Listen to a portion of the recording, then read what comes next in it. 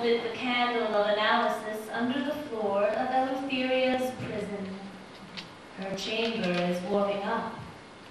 Eleutheria is peering out the window, fervently anticipating that Bogerlas, the prince of former Poland, will appear and rescue her.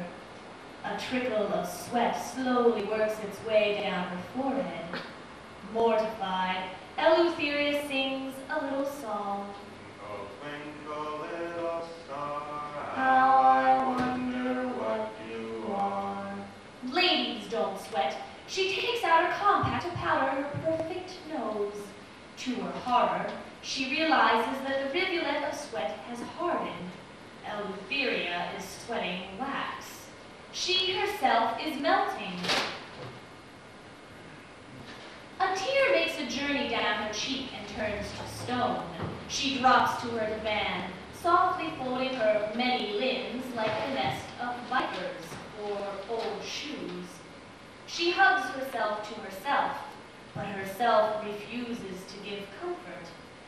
The candle of analysis is pressing on her cerebellum, mixing shards of happenstance with the legal arguments of red-cheeked prosecutors.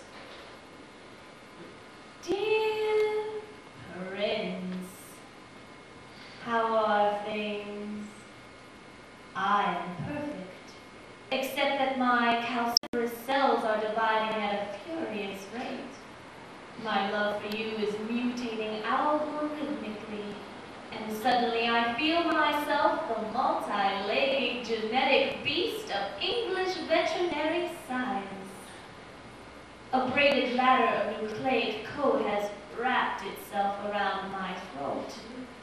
I am choking on the violent social promise of plasmic surgery, long life to tailored children. Or is it progress defies control? Or that reason calculates the profit? Whatever. Dear Prince, are you repelled? I fear that my thighs are no longer yours or even mine, and perhaps 3 pythons mating on a couch of pins could imitate my fevered motions.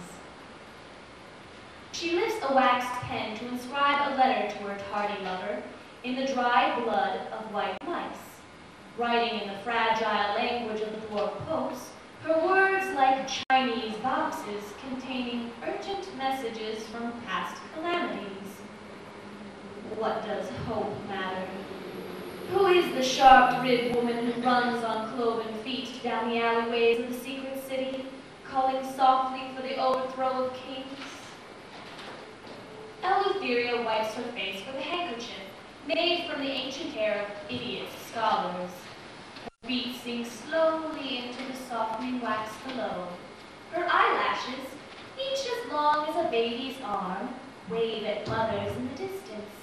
Her ears, like porcelain oyster plates, produce concertos in a Persian key. How curious, she thinks, that I am so calm, when the world around me has abandoned itself to emotion. Perhaps I've become devoid of human qualities like UBU himself, thereby transcending the moral economy. Suddenly, out of the corner of her eye, she sees what looks like a sail moving slowly across the jello ocean enfolding the tower of wax. She presses her nose against the window pane to get a better look.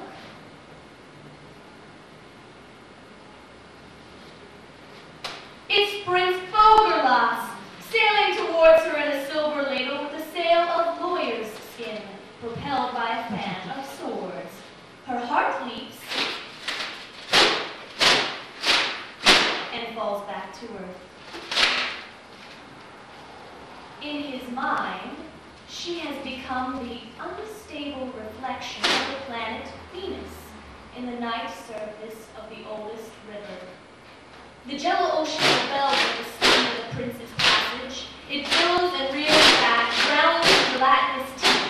He redoubles and retriples his efforts, until he is on to those of many-limbed gods, and his own soul disappears in the tragedy of motion, as he thinks of the hair on the head of my lover.